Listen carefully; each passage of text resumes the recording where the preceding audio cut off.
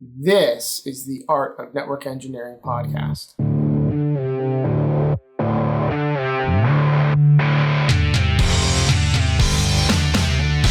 this podcast, we'll explore tools, technologies, and talented people. We aim to bring you information that will expand your skill sets and toolbox and share the stories of fellow network engineers.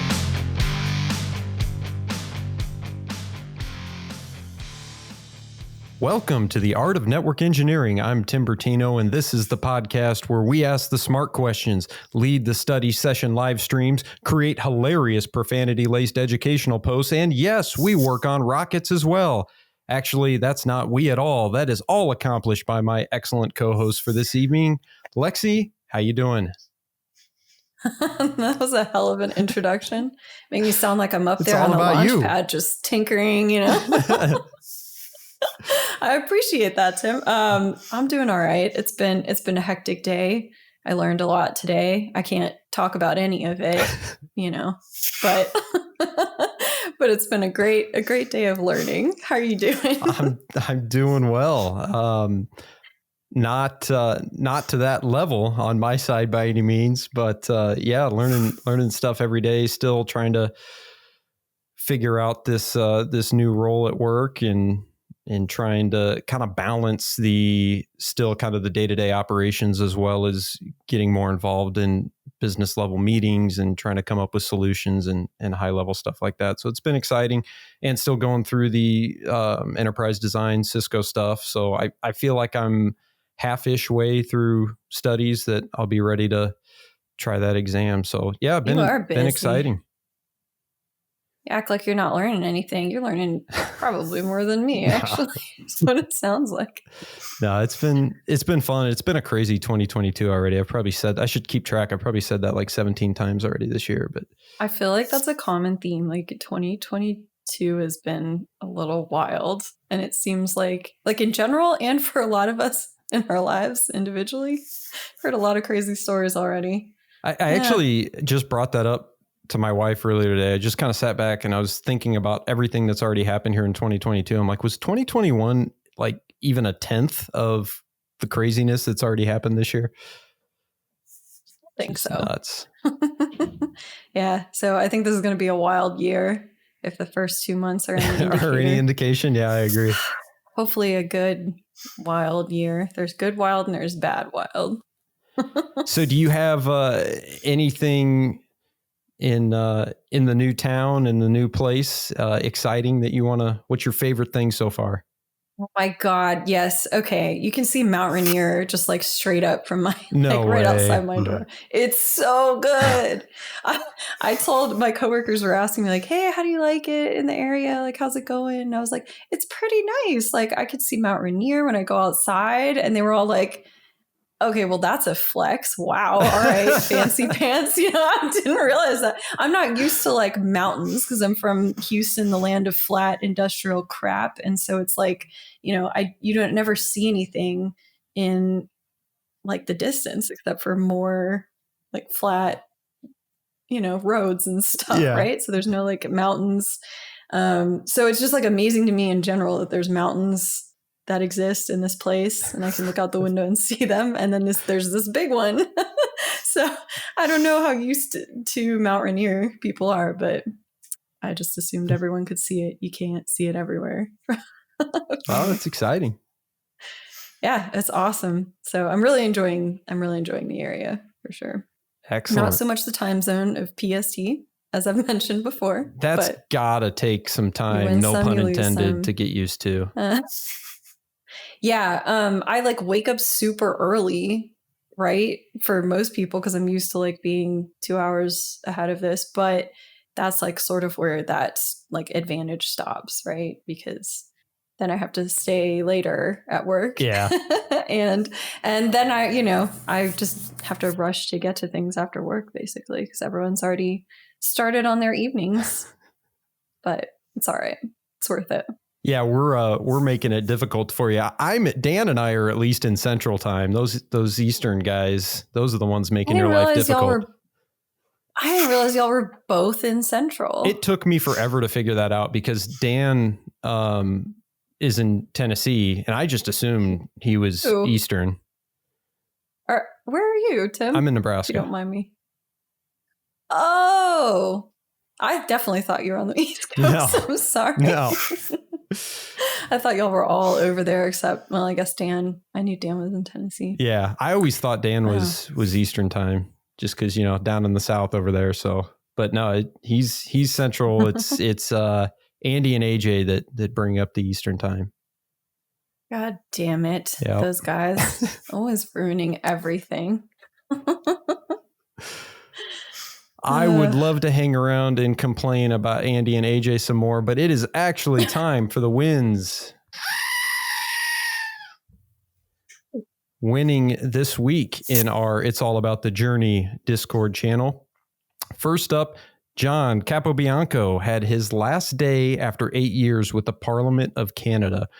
We know John is very excited about his developer advocate role at Cisco, but he put so much time, sweat, I'm sure some tears the last years bringing up the Parliament of Canada to what it was when he left it. So congratulations, John. I'm sure it was a sad day, but looking forward to your future. Yeah, congrats, John. That's fantastic. I should have led with, I really, this week's wins should win an award for the names that we're getting this week, starting with John Capobianco. And now this one, I need to talk to this person because I'm sure there's a backstory behind this name and avatar image, but I'm a Triscuit. Yes, the cracker, the Triscuit cracker. Right I'm a Triscuit, knocked out the DevCore exam. I can't imagine how difficult that was to take on. So congratulations there.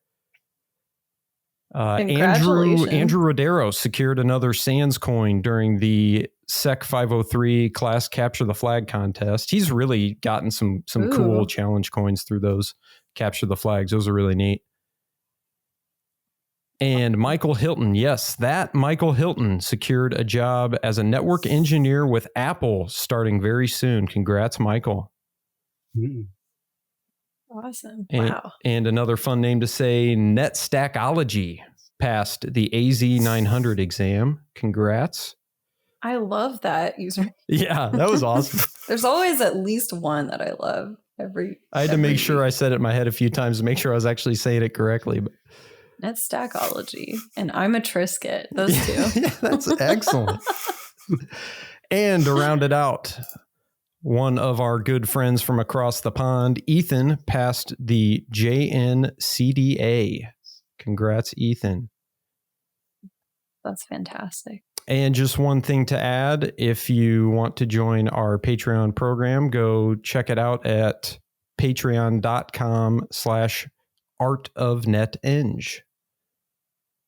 All right, let's get into it. We have a very exciting interview this evening for this episode. We have the one and only Christopher Hart with us. Christopher, how are you? Hey, good evening, morning, afternoon, wherever you are. I'm doing well. How about you? Doing good. We're happy to have you on. This is exciting.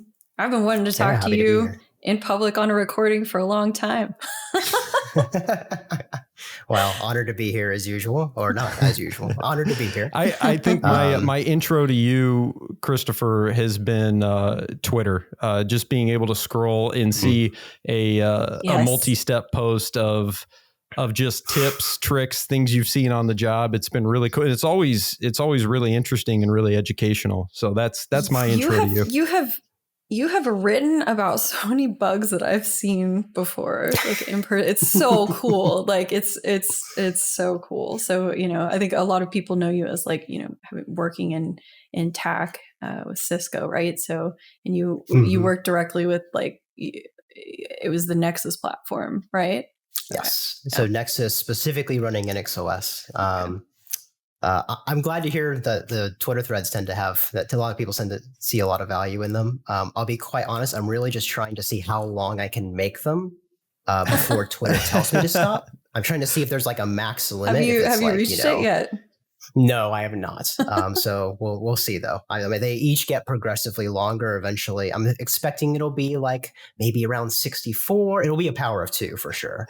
So we'll see what happens. Good luck. Please keep making them. Yeah, I happen to be filling them with useful information, I suppose. So I'm glad everybody tunes in for that. Yeah, they're awesome. You wrote one about like a config save bug, and I'm trying to remember, but I remember thinking like, I've been gone from my last job for like maybe 3 months and I'm already forgetting like everything. But I remember thinking like, I have seen this and I can't believe you just broke it down, because sometimes, like I was working a break fix at a knock, and we were like, at a certain, you have to find that sweet spot between like, okay, troubleshoot the issue, figure out why, but then you got to fix it. And then you kind of have to move on because you're closing out tickets, right? So when I worked on that, or when I, saw it and just working on tickets having to do with that bug, like I never fully got like the answers that I wanted behind the why, just because we didn't, I think at the time, like have time to ask why and like learn the very minute details. And you really broke it down in that Twitter thread. It just felt like this great sense of completion for me. Yeah, it's one of my inspiration. First of all, I thought that was a really gnarly bug. It was one of those where when I saw it, I can't really fully claim credit for it because I didn't hit it naturally. It was a customer that hit it, unfortunately, right? I just was able to tinker around within the lab and figure out what the root cause was and what the triggers were and such. But I remember when I was, sitting, in my cube back when we were in the office and just kind of talking out loud about it too. I mean, we're all sharing a tight knit cube space, right? And so we're just talking out loud about the various issues we see. And I'm like, is it this? Is it, I'm just talking out loud. No way. And I keep going over to my, a teammate of mine and saying like, okay, it's not this, but it might be this. And I just keep, going back and forth with him. I'm like, oh, I hit it. It's this. And it was like, you're never going to believe what this is, right? And so for those who haven't seen that thread or blog post, just a quick summary. Basically, if you have an MOTD banner with a delimiting character that is the letter Q, very odd delimiting character, and because it could very well be in the banner itself, and you also have a CLI alias configured where Q aliases to the exit command, then when you copy run save, and your configuration is long enough, you have enough configuration within your within the running config, and by enough I mean like literal lines within the configuration, then when you copy run start, it will pause and eventually time out after 10 minutes. So it's such a unique permutation or a unique combination of things where it's like, wow. And my inspiration behind like talking about that isn't just like, oh, cool, here's this cool bug I found, right? Because I found plenty of bugs. It's more of imagine you're a software developer, right? And you're creating this software and these features for your customers. You can test a lot of stuff yourself with unit tests, integration tests. You could have a QA department dedicated to trying to reproduce these things before they come in the field. But until you create that feature and you release it to a customer and you watch them use it, you will never really fully understand it, the very unique ways that they use it, right? Into that and that's just your feature. Production. Yeah. Yeah. And it is the Wild West out there, right? And when you combine that feature with a bunch of other features, because keep in mind, if I'm the MOTD banner dev, I'm probably have nothing to do with the CLI alias dev. You would never even think to test the interoperability, for lack of a better word, between those two, right? So my point is out there with putting that out there is software is hard. It really is. Like as a software developer, I would not say I'm qualified enough to be a software developer. But it seems like a really hard job to be able to create code that doesn't that is bug free, so to speak. Agreed. So yeah, yes. I really like those posts because I subscribe to the Cisco notification service to get a bunch of bugs for stuff that's relevant. And I read some of those and I'm like, there's no way somebody hit all of these caveats in a row. And I'm like, well, wait, yeah, there has to be because they created this bug. So somebody had to hit it. I mean, some of those are just wild. Yeah. Yep. And it's worth noting that those are the bugs that you as a customer can see, right? There are tons of, I mean, like we obviously have a dedicated QA department. I've seen some wild stuff that they've found in between. And I would say that I wouldn't, put a hard statistic on it, but I would say that the overwhelming majority of bugs that we find happen to be internal, meaning they're just within, builds of the code that the customer would never see, right? So, it's a crazy difficult job, and I am glad it is not mine. I've got the easy job, or an easier job. I'll put it that way. So let's step right into that. What do you do today, Christopher? Yeah.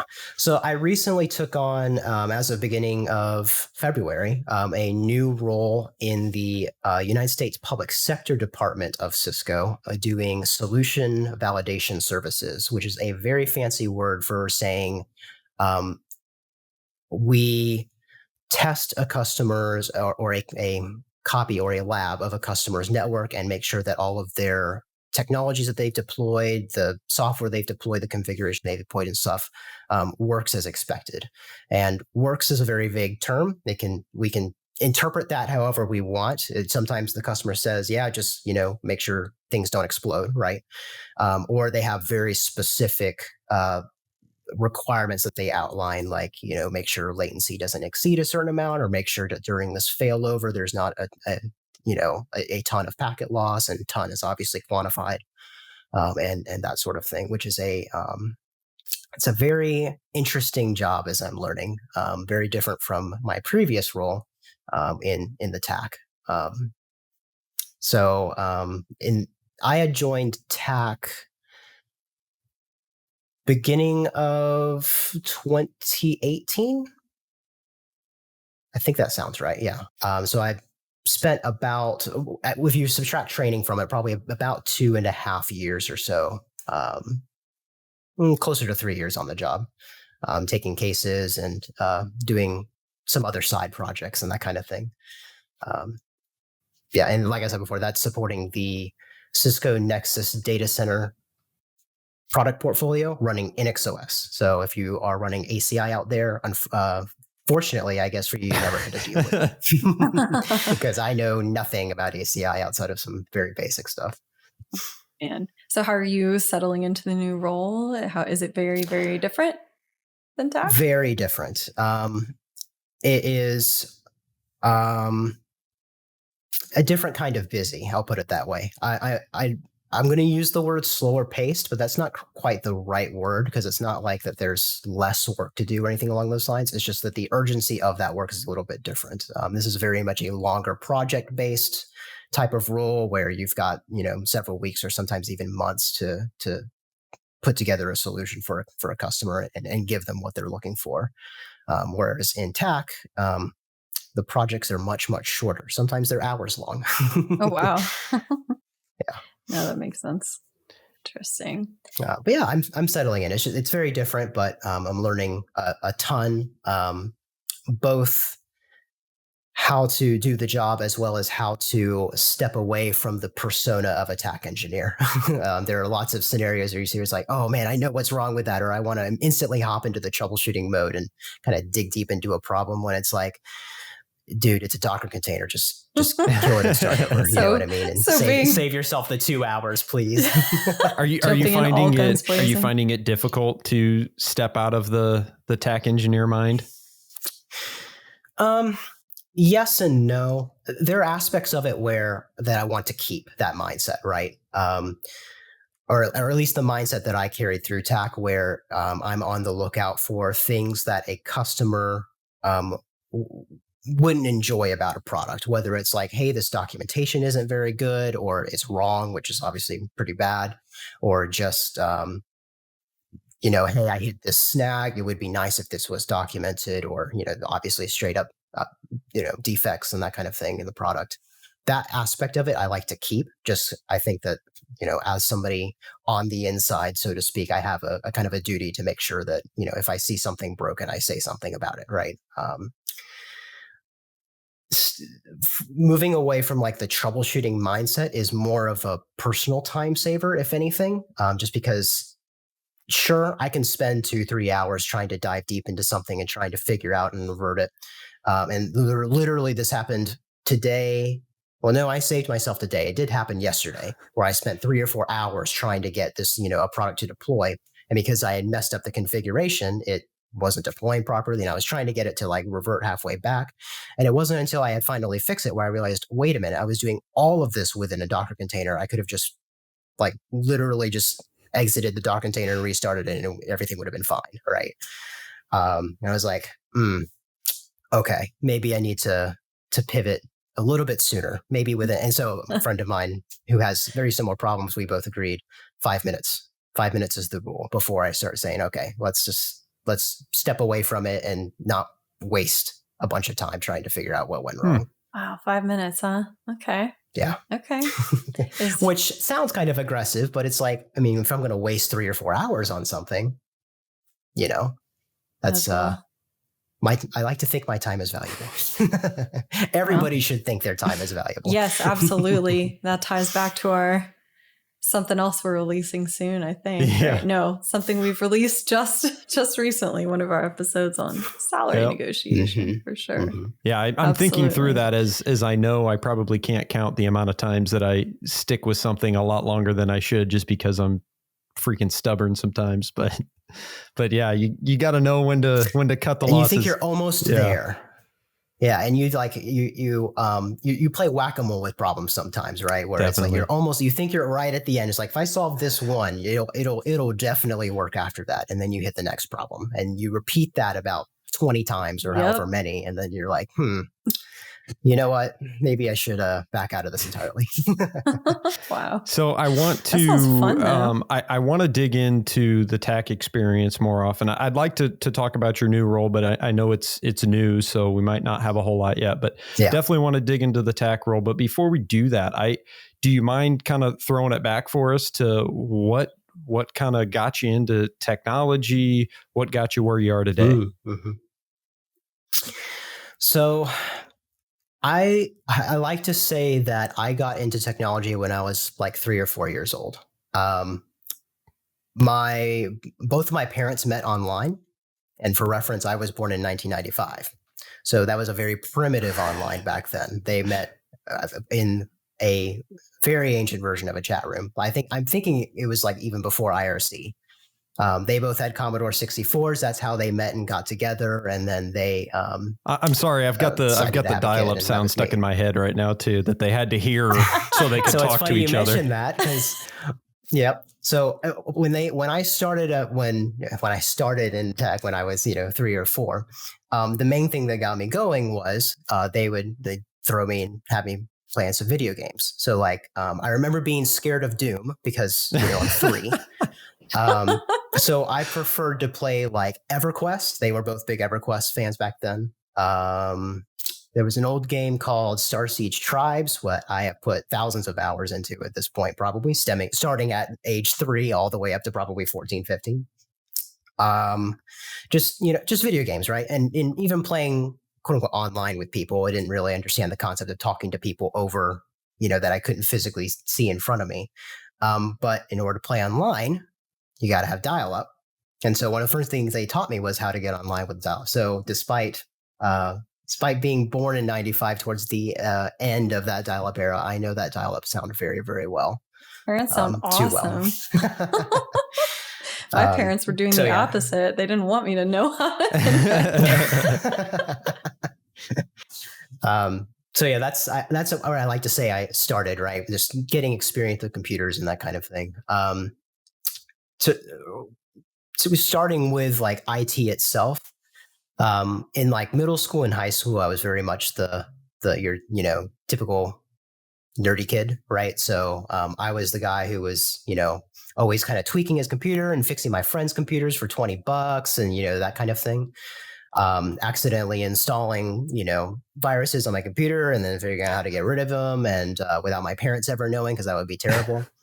It was a shared family computer, so it made it even worse, right? Thanks. At least if I have my own computer, I can mess it up to my own content.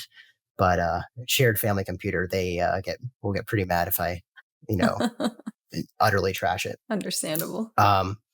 So that experience really helped get me started. right? With learning how do computers really work? How does the operating system work? That kind of thing. Just, figuring out how to remove malware on a computer, right? So and also just the general... Was a bulk of this on your own, or were there any programs in middle school and high school that helped you? Middle school, no. In high school, yes. But a lot of it was just Google, man. You just figure it out, right? You say you've got the worst possible timetable. You're like, all right, well, my parents are home in 3 hours from work. I got to figure out how to fix this thing, right? And then the other aspect of it is like trying to, push the limits of the computer and be like, oh, I joked. I made a tweet the other day joking about, disabling unnecessary services on Windows, from starting up with Windows, so you can squeeze out an extra bit of processor performance or something like that. And this is not way back in the days when that stuff mattered. This is like we're talking like 2005, right? When it's like, no, you're not going to get sorry, that's not going to let you play World of Warcraft without a video card or something like that, right? It's not going to help. But just like getting familiar with that kind of thing and be like, what is a service in Windows? Why is that important? What are all these processes? What's Task Manager? Just that general, like, investigating that sort of thing at a relatively young age got me started, right? And especially once, in middle school and high school, I had started fixing other people's computers for money. I was thinking like, oh, like this is I can make money doing this. I like money. So that's how we all think now. Yeah. There were programs in high school that absolutely helped me out, though, because they a lot of the stuff that I had learned on my own was very just little bits and pieces of knowledge here. But having like a formal course that was like, okay, this is like actually what a processor is. This is what a hertz is and what's going on with math behind the scenes. And this is, memory and all this. Having that program that connected those bits of logic together helped out quite a bit. You might be too young, but I have to ask, did you ever like have LAN parties? Yes, a few times. Not very often, like because as the nerdy kid in middle school and high school, didn't have that many friends, but really every once in a while. Yeah. Oh. I was in band. Okay, this is where this question's coming from, and we were all nerdy, and we were all nerdy, and we had massive LAN parties at this one guy's house. Anyway, yeah. We had there were a few, just a few like, okay, we'll get together and do 3 or 4. When I think LAN party, I'm thinking like 10, 20 people or so, and there was only like 1 or 2 that I can think of where we did that, which were really really fun. But no, a lot of it was just like, oh yeah, I've got a handful of friends that happen to play the same video game, so maybe we'll meet up and play it every once in a while. It's funny you mentioned it. I was a chorus kid actually in high school, so we're mortal enemies. I was gonna say arch now the nemesis. tell-all secrets are coming out. I knew there had to be something wrong with you. I was gonna say everybody in band was weird to me, except for what is it called? The percussion section. Yeah, it's like drum percussion. For whatever they're called. Those kids were always really cool. They were always the cool ones. Drumline, there we go. Yes. Yeah, drumlines. Percussion section is always the chill ones. Yeah. Sometimes, but yeah, saxophones as well. All right, we're done talking about band. I'm so sorry. I really just wanted to know if you like did the LAN that's thing. Some high school drama. Because that was okay. Yeah, right. Don't. Yeah, LAN parties are the one thing that maybe high school kids just do without realizing they're learning. I don't know. Yeah. Don't cut out the band bit, Dan. We need to keep that in the show. Hey y'all, it's Lexi, aka Track It Pacer, or as my most recent burner account hater described me, quote, "She can't configure a switch for shit." I'm really sorry to interrupt you in the middle of the podcast, but I have a cool story to tell you, and it'll only take a minute, and then we'll get back to the show, okay? So I come from a NOC background. I started out in a NOC, and the most annoying thing that would happen back then is when a user would come in complaining about a problem, blaming the network, but our network monitoring system was showing 0 signs that anything was wrong. And suspend your disbelief for just a moment, and we're assuming that the network actually is at fault, okay? Sadly, most network monitoring software really only pings devices and shows you utilization on maybe a few interfaces. But overall, this doesn't really help us in the end. What if you knew everything that your network equipment knows? Like everything. PathSolutions actually has a product that does this, and it's called TotalView. It provides automated root cause troubleshooting of the entire network. I'm talking monitoring every interface on every switch, router, gateway, and firewall. It also goes deep, collecting performance data, 19 different error counters, QoS, CDP, LLDP, and PoE on every interface, the whole kit and caboodle. TotalView is also smart. It has a built-in heuristics engine that analyzes the information to provide you, the user, with plain English root cause resolutions to problems that other NMS systems really wouldn't even be aware of. You're responsible for the entire network, right? So shouldn't you have visibility that matches your responsibility? Visit PathSolutions.com today to learn more about TotalView and get total network visibility on your network. Now back to the show. So what did post high school look like for you? So post high school, so my family was relatively poor growing up. We were stuck in the awkward poverty range where it's like you are in America where you're too poor for benefits, but you don't make enough to really actually kind of sort of make ends meet. So a lot through high school, I worked as I don't really know what the title would be, an assistant, something like that, in a local nursery, a plant nursery. So a lot of my days after school were out working with, landscaping, and not landscaping, but watering plants, helping people carry stuff to their car and load stuff and that kind of thing. That was all fine and good until I graduated high school and I went to a local community college for probably a semester or two.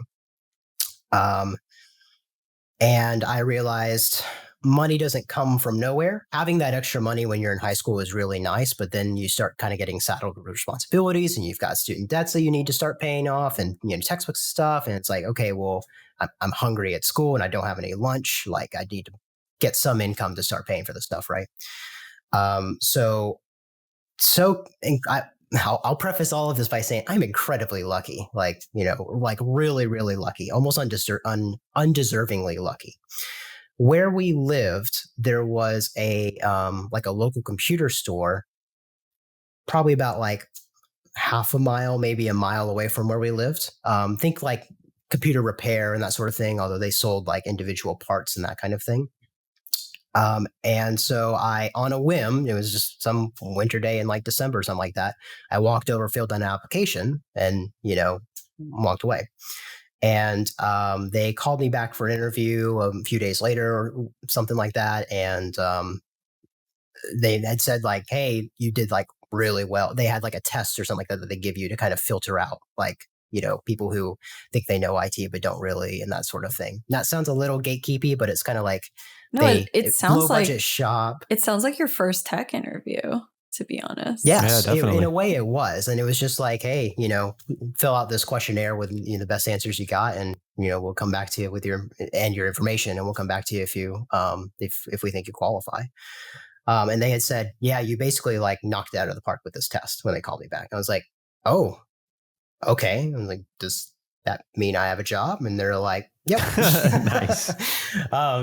So I started there, and this was before I didn't have a car or anything like that. So for the first probably 6 or 9 months or so, I just walked the mile, which was actually kind of nice. And put in my time there, and that was where a lot of the experience that I had gotten from middle school and high school really started clicking, because I got to see a wide variety of problems. And I got to deal with customers in IT. And I got to learn that it's a combination. You get to learn the delicate balance of dealing with customers from an IT perspective, as well as the retail perspective, right? So I got a little bit of the best of both worlds there, the absolute best. And that was, I think I did that for about 1.5 years or so, and that was looking back, a really fun experience because, I got to fix computers all day. I'm 18 years old, 19 years old. People bring me their computers. I fix them. I figure out what's wrong with them. Sometimes it's some, really basic stuff. Sometimes it's, kind of gnarly and you just can't figure it out. Right. That was a really crucial, like, entry level step, I think, for me. As with all entry level jobs, pay wasn't great. I mean, it was, at the end of the day, it was still like a retail job. But just having the opportunity to talk tech with sometimes, the ordinary Joe who walks in with a computer problem. Sometimes it's, a quote unquote fellow nerd who comes in and wants to buy a new processor or something like that, and being able to talk like, oh yeah, here's the, this one's pretty good. So like for your budget range, you probably want this. Like, I was living the dream back then. It was a lot of fun. Awesome. Okay. So going into, you said you took a few courses at community college. Did you go to university? Mm-hmm. What did you end up doing after that job? My journey in academia is a sad story. Oh, I'm sorry. You don't have to. So it's not sad like I'm emotional sad, more of a, you learn a lot when you're young, right? So when I went to community college initially, I wanted to do, I thought I wanted to do computer science. So I thought that I wanted to go to North Carolina State University. I'm based in North Carolina, which has a really good engineering and computer science program. I wanted to do that out of high school. But because I decided to prioritize video games after school instead of homework and doing what I wanted instead of what was good for my academic career, my grades weren't up to snuff for that. So, what's a kid to do? Community college, right? It's cheap. It'll get you going, right? So I did that for 2 years. I got my Associates of Science because I thought that I wanted to transfer into NC State. And they did not accept me because, surprise, surprise, I didn't learn my lesson from high school. It turns out that even in college, you need to prioritize studies in order to do well in life. So NC State wouldn't take me. I said, okay, well, what else can I do with this, right? I still need to move, up. Still want to do something related to technology, IT, computer science, something along those lines. And I was a little bit turned off from programming from previous experiences where I had tried and didn't really learn. And I was like, I really like the whole like fixing computers aspect of this. I want to see if I can do something with that instead of computer science, which is obviously much more programming heavy. So, I looked at another university nearby, East Carolina University, and they had a really good IT program. Something one of my high school teachers had told me was that ECU in North Carolina, for those who don't know, there's a lot of rivalry between colleges, so we'll all riff on each other, right? I think that teacher who was from UNC said, "Oh, ECU, they take anybody with a beating heart." I have a beating heart, actually, so they did accept my application. But for the specific IT program that I wanted to go into, I needed an Associates of Applied Science. I had an Associates of Science. What is the difference? I don't know to this day. I'm glad that's the answer because I was sweating over here going, I'm not going to say I don't know what it is. There's the Associates of Applied Science is has a little bit more focus on like IT specific stuff. There was a specific pipeline to get into this bachelor's program that I wanted to get into for IT, and I did not follow that pipeline. I just carried on with my normal generic 2-year associate's degree and thought that would do it for me. The sad part is, the kind of emotional sad part is, East Carolina accepted my application, and I thought I was good to go until my first meeting with my advisor. And they said, oh, this isn't going to work. Wow. You don't have any of the prerequisites for this bachelor's. And I was like, what do you mean? I'm like, you have the wrong degree. Like, we shouldn't even have accepted you. And I was like, oh. So to make a long story short, I got punted back to community college for another 2 years to get my Associates of Applied Science. No way. And you stuck with it. That's when you have to say, no takesy and backsies. I stuck with it. You can't send me away. You already accepted me. It's over. God, that sucks. I'm sorry. But you did it. You did it. I did it. And it was actually, while the path sounds like it sucks, and it kind of did for a while, I don't think I would change it. And here's why. While I was doing my Associates of Applied Science, a really weird sounding company by the name of Cisco happened to do a recruiting event. And literally on a whim, I didn't see it ahead of time and plan for it. I think I saw it like the day of or maybe the night before. And I said, yeah, sure, I'll go do that. This was after I had left my job at the computer repair place. I did a little bit of consulting for a very, very small managed services provider in the meantime, doing like micro business IT consulting for like dentist offices. And we had a warehouse customer and just a bunch of different types of businesses. So just on a whim, I went to this event. And, gave him my resume and talked to him. And this was for a co-op position in their lab. At the time they called it CALO. I think that's Customer Advocacy Lab Operations. They've rebranded now.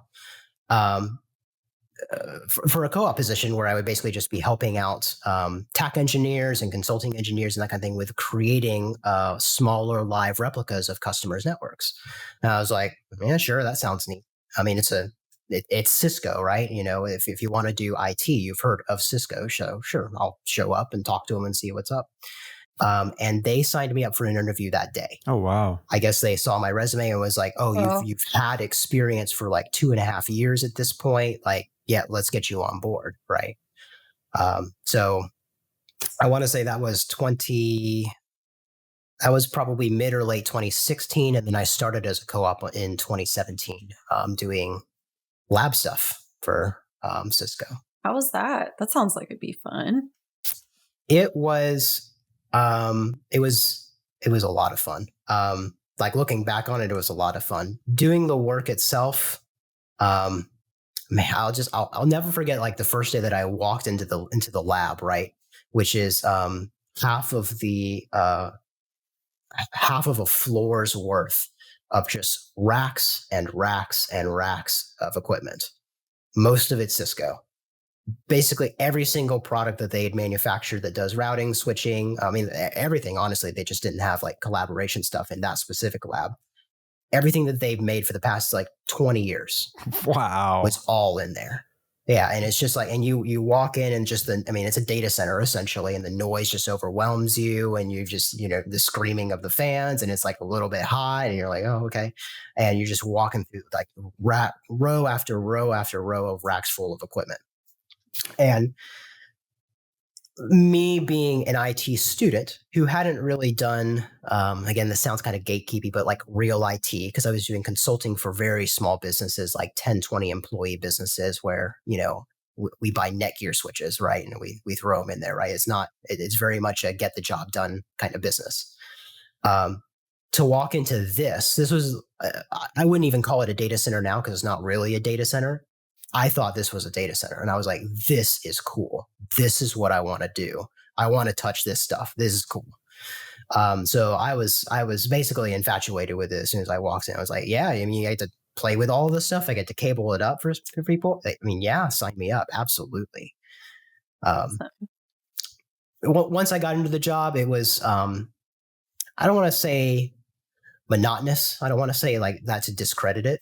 But it comes down to like, okay, load this version of go find this router, this model router, and this model switch, and connect them in this way, and load this software on there, and then make sure your connections are up, and there you go.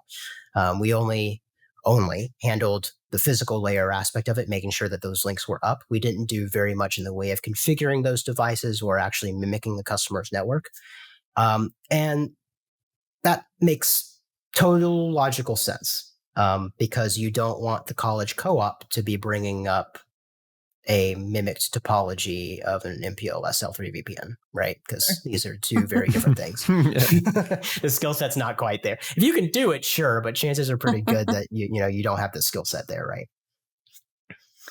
Wow. So, okay, that's pretty neat. So how did you progress then from that position onward? Was it from there you moved into tech? Yes. Okay. So Cisco has a very good pipeline for college graduates. Well, for people in college, you can get a co-op position and do a lot of cool stuff. There's lots of intern opportunities there. There's also a very good pipeline to get college graduates into either TAC or our professional services organization. Just kind of depends on your skill set and your personal preference. As a co-op, I was working very closely with a lot of TAC engineers from a lot of different product lines. And you start to get an idea of like, okay, I like the Nexus stuff. That stuff's really cool. Of course, I walk into this lab and I'm like, this is a data center. So I'm like, of course, I'm inclined to go for the data center stuff, right? Because I think that's cool. Yeah. But you're like, oh, I like the Nexus stuff. I like house stuff. Let me, get closer with the data center team. And let me, in a way, cherry pick a lot of the cases that they're opening with us to ask them to ask us to cable up certain things with them, right? So after getting a little bit closer with them and working with the team a little bit more, I said, okay, this is the team that I want to go to, right? And a number of the engineers on that team liked me so much, I guess, or thought my work was of sufficient quality or whatever, that they would kind of clue me in and be like, oh, this is what we're trying to recreate for this. Or they would, help me work with the topology a little bit more than was expected of us, right? Man, those people are the best people. They Whenever really you are. encounter them, they really are. Yeah. Yes. And as I move up in my career, I'm trying to always look for opportunities to reach back down the ladder and pull people up with me, right? Because that's how I got to where I am. You ask any of them, they'll say, oh, with your skill set, you probably would have been fine, whatever. But it's just not the case, right? You need to find people, but it makes it a lot easier if you find those people and they are able to help bring you up with them. But yeah, I got close with them, and then they heavily encouraged me to not only go through that new college grad pipeline, but also handpicked me and said, I want this person on my team. So they said, you're coming to this team. You're already familiar with the product line. We already know who you are. We know you're, a decent human being. Come join us specifically, right? That's gotta feel good. That happened, and that's awesome. It always feels great when you are handpicked to when you're basically groomed and handpicked to come to a specific team, right? Yeah. So yeah, fast forward to now, I suppose, after my time. Wow. I did my time in the tech. Yeah, you did. You've just like moved on up. That's a really cool story. And I really love, I went to college, but I, didn't get a degree in anything STEM. And so I feel like I can relate when it's sort of like I don't know.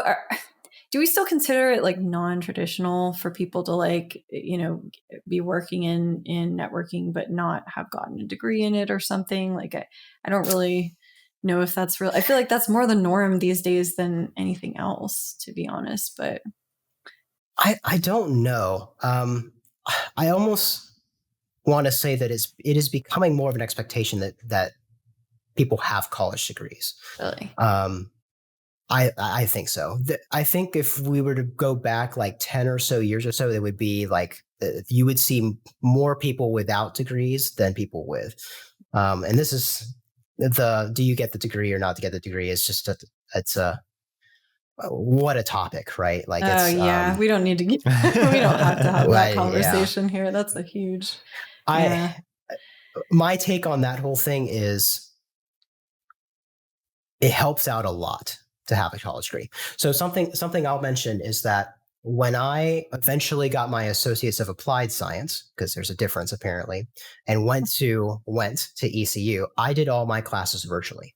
So the entire rest of my bachelor's was all done virtually. Because I was already, at that point, I was already a co-op.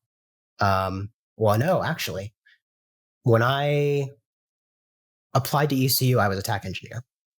So I was doing college virtually in the evenings and then somehow learning what a Nexus is during the day. Wow. Still don't know, by the way. And so technically, I didn't have a bachelor's degree when I was in TAC. And one of the things that I was wondering, because doing college when you already have a full-time job, and TAC is a demanding job. You ask any support engineer and they will tell you that. That was a lot. That was quite a bit. And I'll be honest, I probably don't deserve that bachelor's degree because I did not put in a ton of work in order to get that. Just because by the time the evenings rolled around or the weekends rolled around, I was so tired, like, I did not have the energy for it. So I got it, but I probably did not put in as much energy as it deserves. One thing that I had contemplated and had talked with a few people within TAC about it, including managers and, upper leadership, was, do I keep going for my bachelor's? Is there actually going to be any value if I keep doing it? And a lot of people said, we know you're a really good person, hard worker, whatever. You'll probably do fine without it. You should probably get it. because they all said, I don't want you to not be able to get a position higher up in this company because you don't have it. That would just suck. If you suddenly hit a ceiling where it's like, no, sorry, you can't go any higher than this because you just don't have a 4-year degree. And especially in a larger corporation, that could very well be a reality, right? So I said, fine, and I kept going for it. How long? I'm of the opinion. Sorry, I'm just curious how long it took you to, once you were working at Cisco and taking the courses, how long did it take you to complete it? I did it in the 2 years. 2 years. Okay. I think it was a 2-year spent. Yeah. Okay. Cool. I have been, as a result of as you can probably imagine, as a result of my entire academic career, I am burnt out on academia. Maybe that attitude will change in like 5 or 10 years. Because I know some people have said, oh, you should consider a master's or something like that. There's a number of people in this industry that I respect quite a bit who have a doctorate. And Dr. Hart really has a nice ring to it. But yeah. But for now, I can't do it. It's just, I don't have it in me just yet. There's so much else that I can do that I want to do before I make that a goal. But I would say, to anybody up and coming, I would say, if you're considering like, oh, do I get a certification or do I go for my college degree or something like that? I would say both. Try to do both, but I would say go for the bachelor's degree, because from what I've seen, that's becoming more and more of a hard requirement where they just won't let you in if you don't have one. It doesn't matter if you're God's gift to IT, you don't get in. Interesting. So what kinds of what flavors of degrees should people be potentially looking at, do you think? That's a good question. Mine is in English literature. So obviously not that. Yeah. Right. Well, so you say that, but I actually disagree. I think that if you have a bachelor's of any kind, then you could that qualifies you. So I've seen people who've transitioned careers similarly to yourself, that just because if they have a bachelor's of anything, that is good enough. Good enough, right? Well, that makes me feel better for sure. Yeah, but that's good I would to hear. say bachelor's of IT. I think that the academic world has a little bit of work to do to figure out what that means before that has any real weight to it, compared to a bachelor's of computer science or something along those lines. Now, granted, that was my attitude when I was going through college. Things have changed the past few years. There's a number of schools out there. The one that really comes to mind is, what is it called? WGU, Western Governors University. It's like a total, I think it's all online. And I've known a few people who have gone through that. Same. Really, really good school. I think RIT up in New York is another one. I don't know if they're all online, but I've seen some really good people come out of that school. And I think that they're an IT focused school, or one of their programs is IT focused. And I mean, they train you and you know your stuff. Heard really good things about them. Yeah. But I've heard a number of other people who have an opinion of bachelor's of IT doesn't mean anything, like because IT itself is such a huge range of possible careers. What could that possibly mean? Even like a bachelor's of science in IT security is so vague that what do you actually know as a result of that, right? So yeah. When I was, if anybody wonders, mine is a bachelor's of. It's technically a bachelor's of IT. I think the full title is Bachelor's of Industrial Technology with a concentration in information technology, something like that. Industrial technology. Because the way ECU, they roped that in, I think, with like a few other different kinds of engineering, like textiles or something along those lines. There were different verticals under that department that offered that. But it's a bachelor's of science for IT is basically what it is.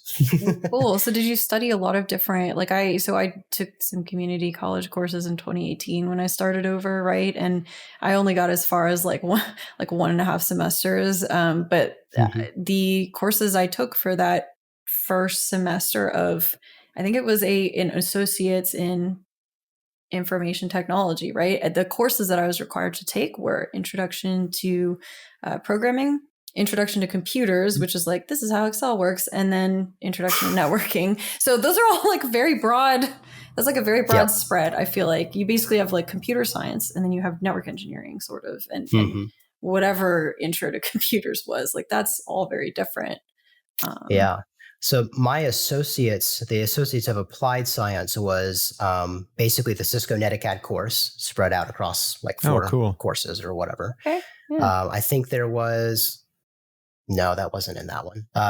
There were some computer science-y ones like, here's Java, here's, I think either C or C++ was one of them. And then there were a few others. I think there was like a databases one. It's just entry level stuff of a few different verticals within IT just to get you started.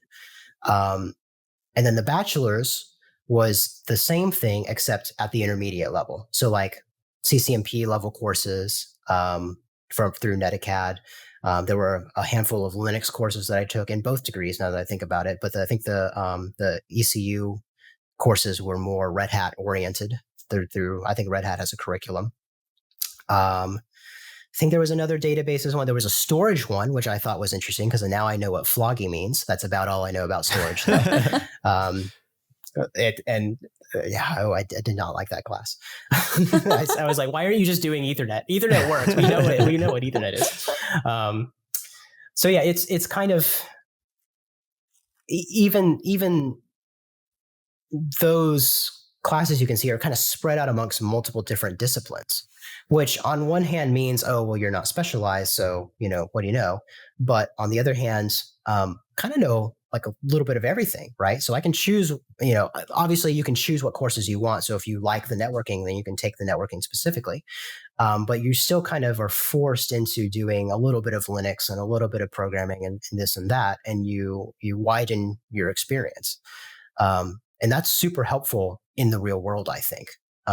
Even within TAC, I can't tell you. VMware classes is another example that I just thought of. Wow. I have solved a number of VMware TAC cases. I don't work for VMware. They called into Cisco, and the ESXi host connects to the Nexus, and they had some issue with it. So I said, "Well, show me the ESXi host." I'm not scared of VMware. Just because it doesn't have Cisco on the label doesn't mean I'm here to solve your issue, right? And figured out, misconfigured subnet mask or, whatever the case might be. So having that breadth of experience can help out even when you choose to specialize in one specific thing like networking. Yeah, absolutely. I can't tell you how many times I wish that I had, taken a broader, broader discipline. Yeah, I think it definitely helps you open your eyes. And that's why I think we're all kind of big proponents of when you're starting out, don't necessarily shy away from the service desk, the help desk, the desktop support, because it really helps broaden your horizons to different things. There is one thing that I wanted to highlight, Christopher, and it's that the school that has the mascot of a pirate told you that you didn't have the right degree to get in the first time around. But Just kidding, ECU, go Pirates. But do you mind? Despite the fact as a teenager that I had pirated a lot of content by then. It's really weird. Right? It doesn't make any sense. I'm the perfect type. So do you mind, you talked about the TAC engineer position being high paced, being exhausting. Do you mind kind of unpacking the just kind of the whole experience? You don't have to get into individual cases unless you got some juicy ones that you don't mind sharing. But I just kind of want to know, how did you psych yourself up for that role? Did you know what you were getting into? What was it like? Mm-hmm. Because I had had the co-op experience and was able to get very close with a lot of these TAC engineers, it got to the point where I was shadowing some of them on cases during my lunch breaks as a co-op, where I would just be like, "Hey, what you working on?" And they'd be on a call or something along those lines. So more than most, I knew what I was getting into, right? So I was mentally prepared to get into that, right? It is it's a difficult job. I'll put it that way. If I was if there was a Greek god of IT and I was somehow chosen to be it, and I was omnipotent, omniscient, and everything, and I just had my way, I would make everybody in IT work 2 jobs. The first one would be outside of IT. It'd be retail or food service, because everybody should work one of those jobs. The second would be working as a support team for a vendor, wherein that vendor owns that solution or that product or something along those lines, meaning the buck stops with you. If a customer opens up a case with you, you are responsible for figuring out that solution. You will learn more about how that product, that solution, and how that vertical in IT, whether it's networking or security or whatever, you will learn how that stuff really works, outside of what you might learn in a certification, outside of even what you might work as if you were a customer in that case, if you were in a managed service provider or a partner or whatever the case is. Because until you're put in that situation, that high pressure situation where the buck stops with you and you have to have the answer, even if you don't necessarily know not only the answer, but even how to get to the answer, that you'll learn a lot through that experience. I would not trade my time in TAC for anything. I think it is more than anything else in my career. I think it is responsible for propelling me forward and my knowledge of networking forward. Did it help you? Did it help you develop a process for troubleshooting, Yes. Oh, yes. I'm talking. Yes. Yeah, a troubleshooting stack, basically. One day I want to write a book on that. I'll put it that way, because there is definitely a very problem or platform or technology independent method for troubleshooting a problem that I think a lot of people go through and they don't realize it, or they never go through it and they never realize that there is a process, right? A lot of people that I want to be careful here because I don't want to insinuate that customers are bad at troubleshooting or that anybody is bad at troubleshooting, right? Because I've been put through my experiences in a unique position where, because the buck stops here, I've gotten to see a large number of different problems and had to figure out how to troubleshoot them, right? A lot of people have a troubleshooting approach that I like to call darts at a dartboard. They're given a problem and they say, all right, well, let me try this. All right, let me try this. Let me try this. There's not much rhyme or reason to it. A lot of it is just kind of based on past experiences where it's well, I tried this one time and it solved some other problem, so let me try it now. I'm going to try this. They don't really analytically tackle the actual problem itself. Something that I like to tell a lot of junior engineers going into TAC is that as a TAC engineer, you're not actually you might think you're a TAC engineer. You're not actually a TAC engineer. You're something else. That something else varies. In this case, you're a lawyer. You have quite literally a support case. You have a problem put in front of you and a series of facts and or evidence supporting that problem. And it is your job to go through and make sure that all of that evidence is true, is factual, and actually corresponds with the problem and how that corresponds with the symptoms the customer is seeing. And you need to be able to prove without a shadow of a doubt that all of that evidence matches, such that a specific root cause for a problem is like undeniably, like I said, without a shadow of a doubt, that is the root cause, right? And there have been so many times where I think it was like John Adams who said that facts are inconvenient things. They're fickle things. They don't go away, right? There have been so many times where I've thought that the root cause of a problem is something, and I have like 9 different pieces of evidence that all point to that one thing. But there is one other piece of evidence where it's like, that just it does not fit into the puzzle. It just doesn't fit. So it can't be that. And you have to kind of go back and reanalyze everything and do some more research and do some more testing and try and figure out what that missing piece is and figure out what you're missing. There's a bit of a mind game that goes on there too. I can imagine, just one big puzzle. Wow. Yeah. TAC sounds like the ultimate place to learn how to troubleshoot, for sure. Yeah. Yep. Mm-hmm. And under pressure. Yeah. Well, yeah, you're definitely under pressure because I think, like I said before, sometimes you need to solve these things in a matter of hours. Sometimes it's days. Sometimes it's months. I want to say the oldest case I ever had, don't know if it wasn't start to finish for sure, but the oldest case I ever closed was 2 years old. Wow. Was it like fairly active? Like, were there updates on it? Like, yes, there were pauses, like multi-month pauses because we're pending some action or something along those lines. So that kind of, it's a little bit of an inflated number, but still, it is what it is. Wow. And I would say in those scenarios, props to the customers, honestly, because not only are they having to deal with the actual issue, but they're, for lack of a better word, putting up with the process, the support process, and the rigorous finite state machine of finally getting down to what the root cause of a problem is.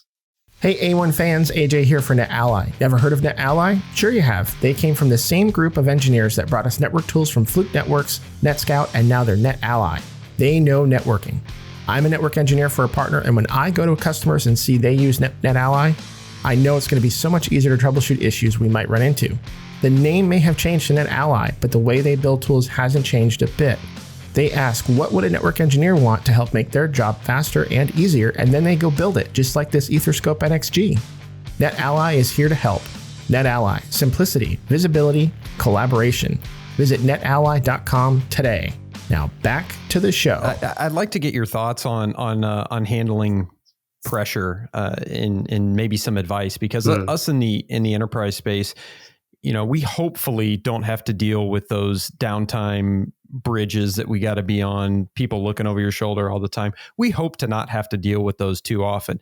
You could be dealing with those in TAC on a daily basis with a bunch of different customers. So what are your thoughts? What's your advice on folks handling that stress and still being able to function? Yes. So what I've told a number of customers is that whenever they're in that kind of high pressure outage situation is basically exactly what you said. I tell them, this is probably the worst outage you've had in the past 6 months, in the past year, 2 years. For me, this is a Tuesday. I love that. Like it's just, this is what I do every single day. Right. As something that I preach to all of the engineers that I've trained is a sense of ownership. Right. And there's a sense of ownership and a sense of presence when you're on a call. When you're I like to think, especially coming from Cisco, the reason why customers tend to choose Cisco is the sense of ownership that a TAC engineer can have when they're driving a multi-vendor call, or any call really. But when you get a good engineer, you can tell because they take control of the call. Doesn't matter if there's 5 people in it, 1 person, 10, 50, 200, it doesn't really matter, right? They are driving the troubleshooting. They're driving the analysis of a problem from start to finish. They're getting the facts out of people.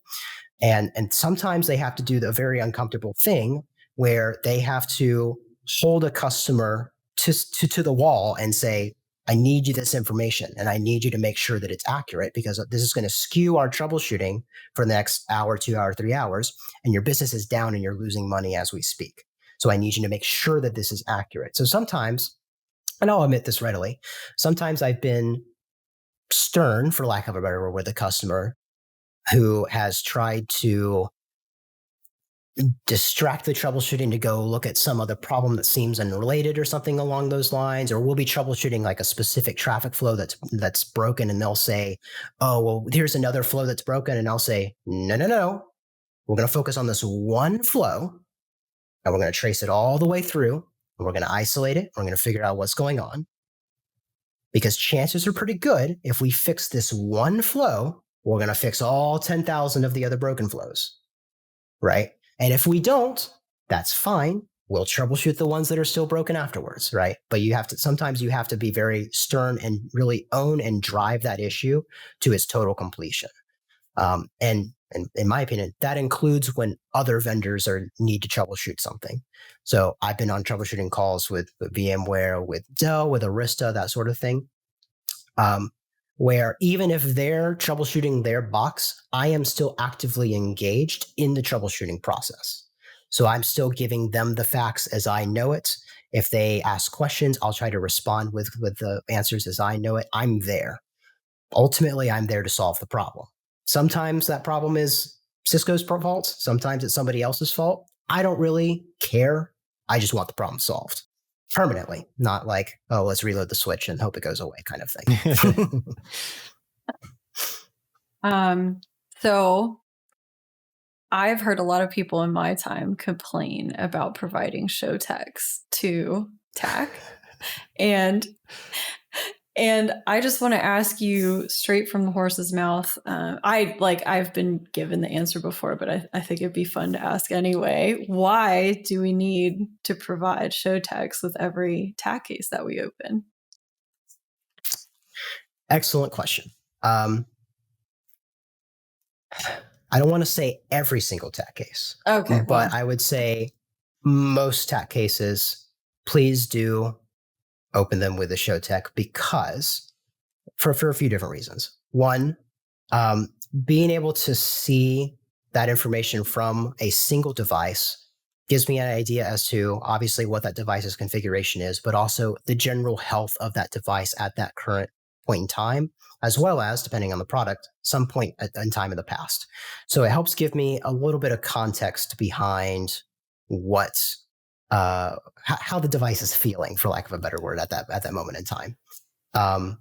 So a show tech is a collection of commands, essentially, right? Yes, usually a large bundle of a bunch of different commands. And the important part is that it's a selection of commands that are going to be important to both me as a TAC engineer, as well as to Cisco's engineering, if we ever get up to that level, right? So it's just a general good snapshot of, we'll just grab that and we'll get an idea as to where the box is at. So the next question is probably like, okay, well, if you're just looking at, the log and the config and CPU utilization, why can't I just run those commands and give them to you? Trying to think of a way to say this as nicely as possible. No, there's actually a really good way I can say this. If you give me some arbitrary problem, I can probably tell you 5, 6, 7, 10 commands that I could use to troubleshoot that off the top of my head. What I can't tell you is what commands I'll need to look at after those 10 commands. So usually a show tech will give me that ability. Oh, the CPU, just using an arbitrary example, this interface is down. Why is this interface down? We can go look at the log. Okay. And then based on the error in that, we can look at a specific log from a specific process, and so on and so forth. You can do that sort of recursive investigation within a single file from a single device, and it's all there for you, right? As opposed to, okay, show run and show interface. Cool. I can see this interface is down. Hey, can you get me the CPU utilization? Oh, look, it's this process. Oh, and it saves some back and forth. Is it going to save all of the back and forth? Depends on the problem. Sometimes yes, sometimes no. Is it going to save some back and forth? Most of the time, yes. It also helps out a lot when engineers, when ownership of a case moves from one engineer to another.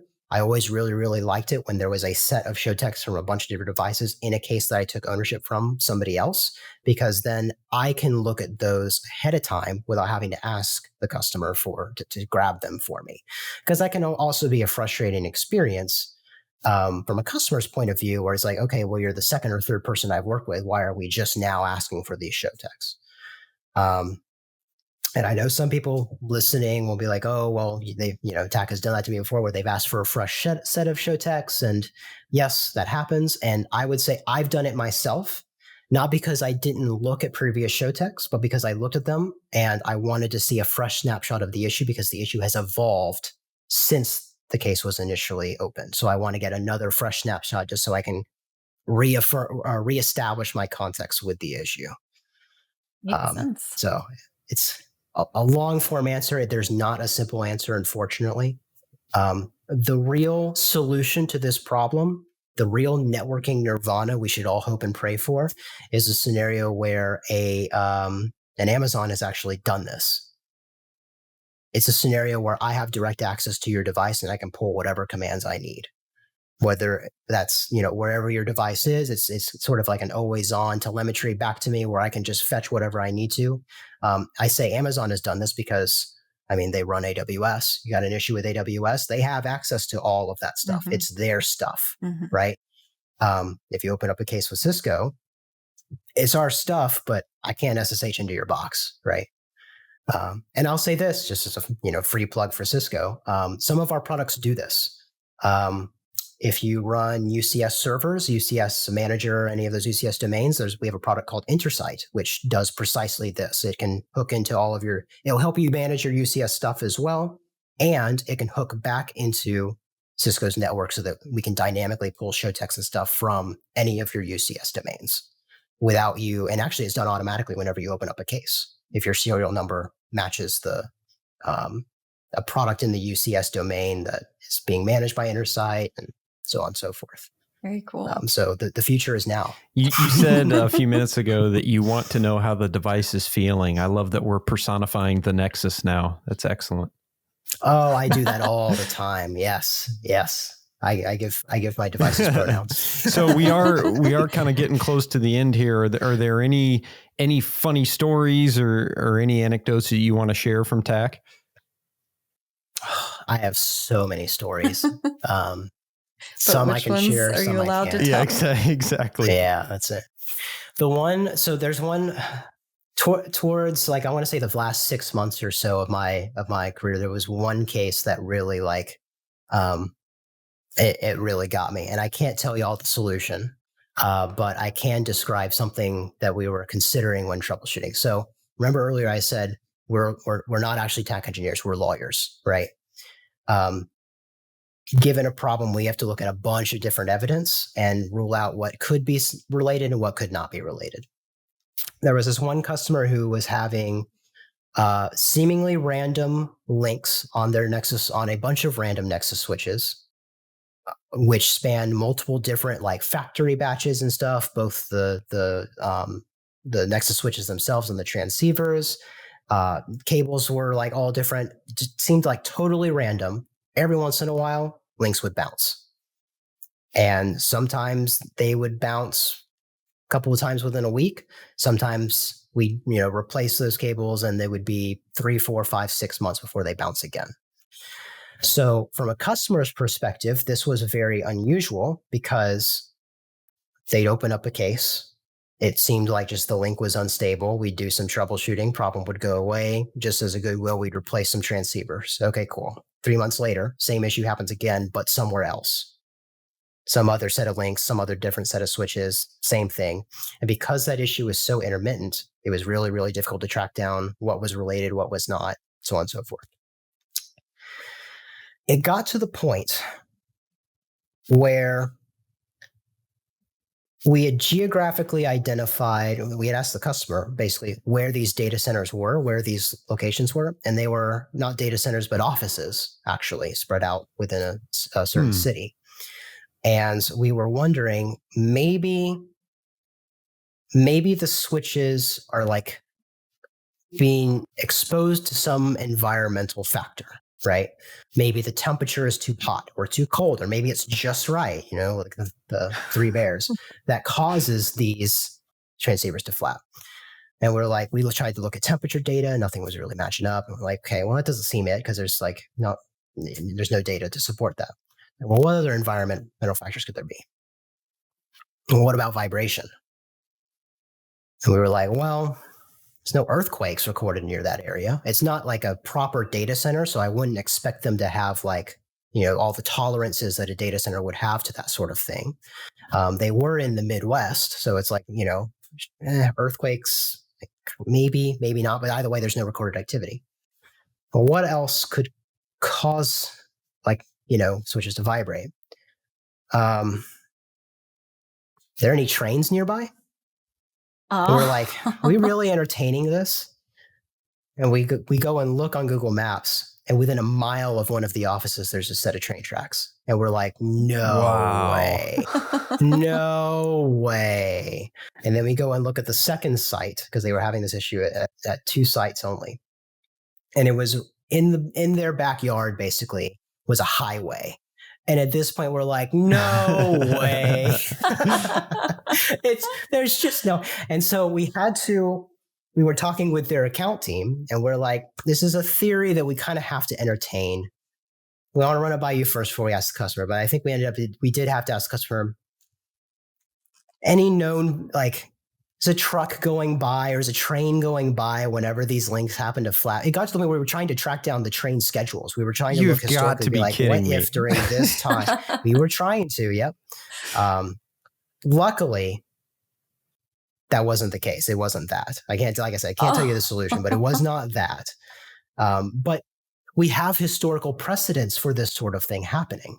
There's a good story one of our BU escalation engineers likes to tell, where he had gotten the customer switch was having a similar kind of weird issue where links were flapping, and they had gotten the customer switch in the lab, the same switch that had the issue. They put it in the lab. They were trying to reproduce it with similar set of transceivers and cables, and they weren't able to. And then the engineer, he had put a cell phone on top of the switch. And while he was on the CLI or whatever, his wife called him, and the vibration caused the link to flap. And we were like, sensitive. Wow. Yes. That's wild. In that scenario, what happened was, I think it was the transceivers were manufactured, and this was a specific, one specific transceiver or set of transceivers. They were manufactured to the minimum specification, and the slots in the switch were manufactured to the maximum specification. And this was all within tolerances from the factory. I'm pretty sure Cisco does the whole Six Sigma thing. So it was within tolerances, acceptable tolerances. But because they were at the very edges of both, whenever there was vibration, just the slightest vibration, the transceiver would disconnect a little bit, and it would jostle inside of the slot and disconnect it momentarily. That's nuts. That's so wild. we knew that had happened in the past. And so when we were talking about vibration, we're like, we have to entertain this as a possibility. Yeah. The damn choo-choos. So yes, we had to ask the customer, hey, any trains go by recently? Yeah. Wow. It's how did you even prove that out? Just look at the train schedule and it didn't line up? They had told us no, because sometimes they go by during 3 a.m. or something like that, and something I don't remember how, but they had basically proved out there's that can't be it. And we were like, well, that's disappointing. Yeah, because it'd be really cool for me to say root cause analysis. Yeah. The train went by, right? But Lexi, don't we have to chalk that up to solar flares? I thought it was solar flares. It's usually solar flares, right? Before. Yeah, okay. Back in a previous job. I heard of the solar flare root cause as a joke. Everyone would joke about it, oh, what caused that? Solar flares, right? But then I start working at a rocket company, and they're like, oh yeah, that happens. That happens all the time. Absolutely happens. Wild. Uncorrectable parity errors are the absolute worst. I've had a major escalation on that I can't talk about, but uncorrectable parity errors are absolutely terrible. They're a thing. These cases sound so interesting, and you can't tell us about them. So, Christopher, to kind of round this out, you obviously recently made a career change from TAC into your new role. What was it? Was it just time to leave TAC for you? Did this role come up and it just felt like the right fit? What was the scenario? A bit of both. Within TAC, we always like to joke that like TAC engineers have a shelf life. And there's some exceptions to the rule, but usually it's like around the 2 to 4 year mark or so. So it was about that time this opportunity came up. Something that I had in my last year in TAC was a little bit weird. I deviated away from taking cases every day to more of like a kind of sort of helping out with escalations, kind of sort of helping out with like systemic product quality issues and just generally like improving stuff and some automation initiatives in terms of the company and that sort of thing. So I had already kind of been a little bit stepped away from the support case role, or just, taking cases day in, day out. And then this opportunity came up. I had really wanted to get into hardcore network automation, which this role allows for. A lot of our testing and such is fully automated. And so part of my role is building that automation to automate that testing from end to end. And I wanted to expand my skill set a little bit more. So I know quite a bit of routing and switching. I'm not afraid of any router, any switch anywhere. I can usually hop on them and do the best I can. But in the data center space, there's a limited set of technologies, and eventually you get, you get to know them, right? This would let me expand this role lets me expand into other technologies like SD-WAN. I can have the opportunity to learn like ACI. What's another one? Right now, I'm working on a project with NSO, which I've talked to a few people in the community about, and Cisco Crosswork. Just a lot of different stuff that I'll be able to dip my toes in and get a little bit more familiar. Granted, not at the level that a TAC engineer would be able to, but at some point, like you can't. It's actually not a good idea to heavily specialize in a specific product for a very long period of time, because you can't do anything with that skill set. Most customers don't want to hire somebody who knows how to troubleshoot ASICs. They want a network engineer, right? And there's a very different skill set between those two. So sure, I can tell you exactly, what the forwarding pipeline looks like for a specific product line, but that's not useful information to a customer. They're like, dude, I just asked you to set up SMP, right? So yeah, this role helps me expand the networking skill set to include some more stuff. And that way I'll be able to give better advice and so on and so forth on how to design things, how to implement solutions, that sort of thing. Yeah, that sounds really exciting. Yeah, I'm Congratulations. thrilled. Yeah, that's fantastic. Thank you. So is there any last minute things that you want to say? Anything we should have asked you that we didn't? Plug yourself, your website, any projects you're working on. Yeah, I mean, advice-wise, I would say, I kind of said it before. Ownership is just so important. So something I've noticed is that a lot of people tend to, I don't want to say like not do their job, but they'll only take their job so far, or they'll say, oh, that's outside of my skill set or outside of my responsibility or something along those lines. Own what you do and just focus on becoming excellent at that. And then, go from there. I've always prided myself when I was in TAC and even now on the level of ownership that I would have, where it's like I said before, if you come to me as a customer with a problem, that your problem is now my problem. It's not just my problem until I can prove it's not Cisco's problem. It's let's get this fixed within a reasonable level. Of course, I'm not going to troubleshoot some weird bug on an Arista switch or something along those lines. Ownership is if you demonstrate an extreme sense of ownership, I like to think that people will recognize that and you'll move forward in your career pretty rapidly. That's excellent. Great advice. Yeah, great advice. Yeah. Where can people find you on the socials, on the internet, blog, anything like that? Oh, yeah. So I'm most active on Twitter. You can find me at _Chris J. Hart. LinkedIn, you can try to connect with me. I'm on, I think it's Christopher J. Hart 95. And if those don't do it for you, chrisjhart.com has my links to everything. That's my blog that all my stuff gets posted on. Excellent. Well, thanks. It's been great having you. Yeah, thank you. Not a problem. Thank you for having me. It's been awesome. Yay. Well, love hearing about tax stuff. Yeah, crazy stories. This is really cool, and I really love to get into that mindset because it's TAC engineers are people that we all in IT interface with somewhat often, and I always kind of high levelly try to think about what's a day to day for somebody like that because it's just got to be nuts some days, if not all days. So really appreciate the perspective. This was great.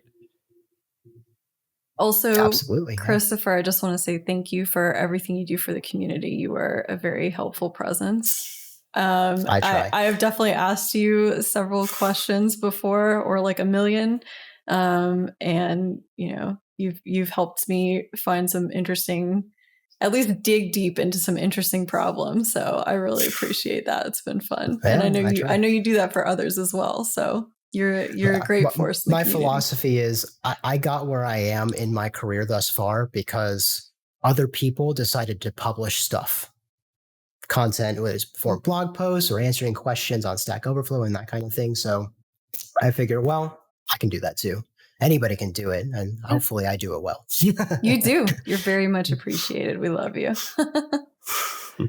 Well, Christopher Hart, thank you very much for joining us. Lexi, great show tonight. Thank you very much. And to all the A1 fans and Patreons, thank you for joining us. As always, you can always check out our Patreon program at patreon.com/artofneteng.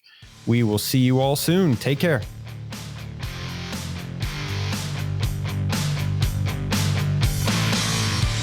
Hey y'all, this is Lexi. If you vibe with what you heard us talking about today, we'd love for you to subscribe to our podcast in your favorite podcatcher. Also, go ahead and hit that bell icon to make sure you're notified of all our future episodes right when they come out. If you want to hear what we're talking about when we're not on the podcast, you can totally follow us on Twitter and Instagram at Art of NetEng. That's Art of NETENG. You can also find a bunch more info about us and the podcast at artofnetworkengineering.com. Thanks for listening.